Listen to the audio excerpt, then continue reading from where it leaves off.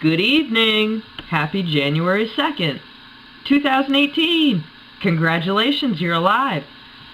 So I just wanted to do a little posting here, kind of following up a little bit more on some of the recent activity as far as military deployment into Guantanamo Bay and just kind of what's been going on down there with the naval base.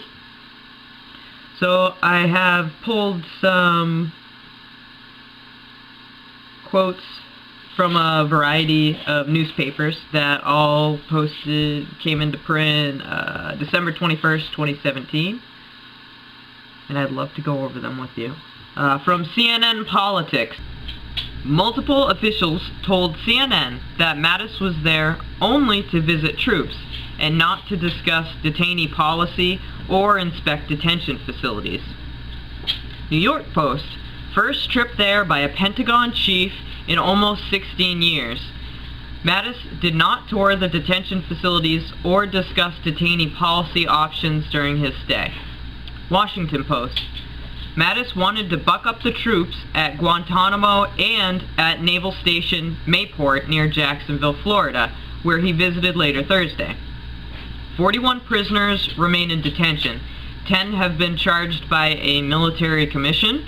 5 have been cleared to leave, but their status is in doubt under the current administration. That leaves 26 in indefinite confinement.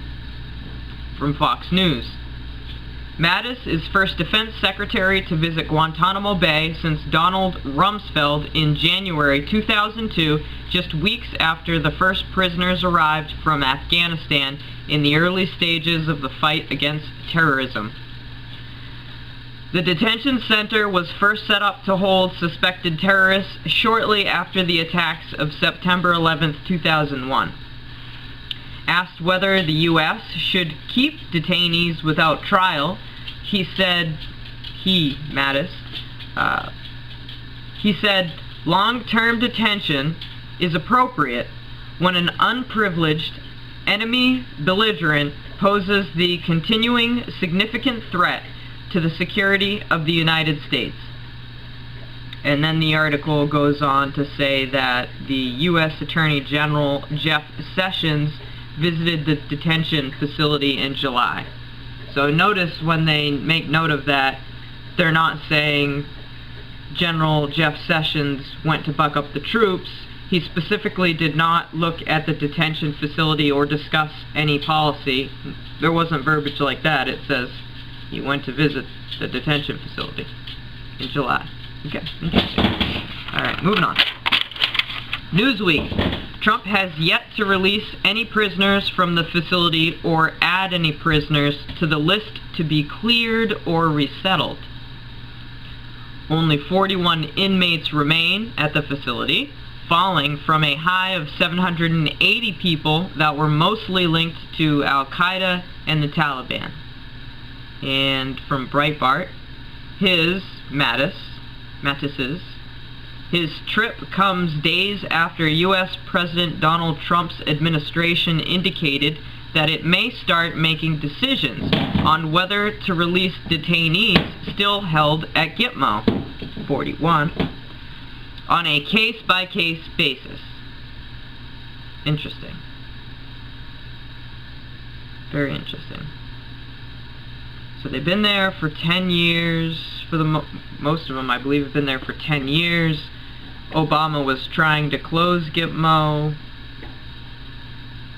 Donald Trump made it clear he didn't want to close.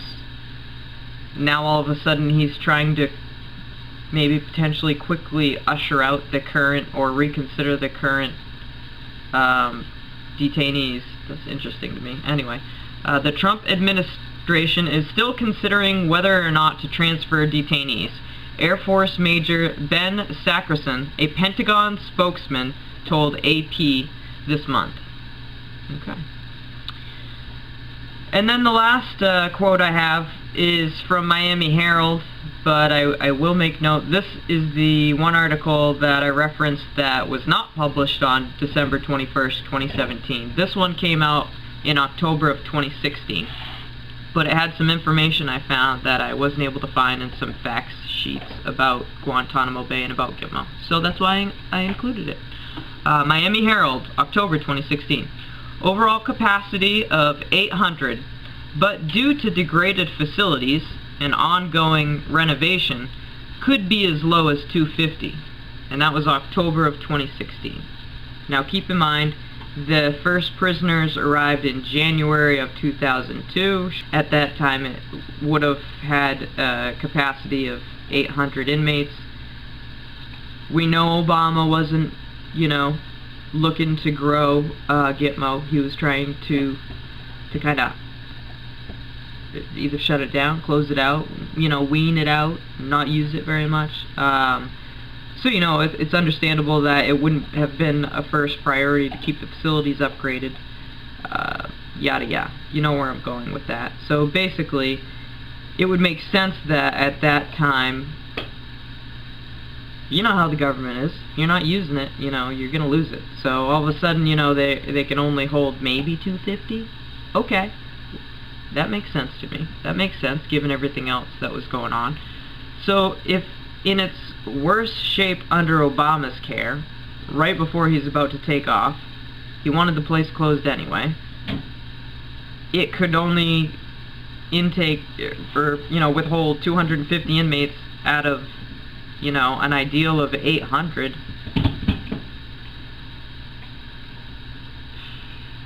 Where I'm going with this is, it seems to me, even in the poor shape it's in, you can still hold 250 people. You only have 41 inmates. Okay.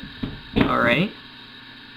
So your current staffing should be more than appropriate for at least 250, I would think. I mean, I don't know. Maybe for less, but it just seems strange because I'm seeing wheels turn, like there's more support, more money going into, Guantanamo investment, thinking about the future. I know it's a new administration, but do you really need 50 more troops down there when you've got 41 current inmates, and how many of them are already lined up to basically be moved through the process to be resettled or, basically figure something out for them? They've been there 10 years. So this is what's interesting to me, because to me those are the sort of procedures where you're not going to necessarily need more military police, more more feet on the ground. Those are the type of situations to me that are going to be more involving paperwork. I'm not trying to say paper pusher, but that's going to be a cut, I'm sure. I'm not sure if military police, I'm not sure if by increasing military police presence down there, or let's just say, God bless Arizona National Guard. Thank you. That's amazing. Thank you for what you do. I just don't know that that's the best way to, push through more paperwork. Where I'm going with this is, it doesn't make sense to me that while we're trying to push out the 41 detainees that have been there more than 10 years, and were there even when somebody was trying to shut the place down, now we have somebody who doesn't want to shut this place down. They want to have it. They think it's good to have. Okay, they want to make use of it. So if you want to make use of it, why are you clearing out the people who are in there? You trying to make room for something? Are you trying to make room for something? That's all I'm saying. Just throwing it out there, just throwing a bone out, seeing what happens with it. Anyway, that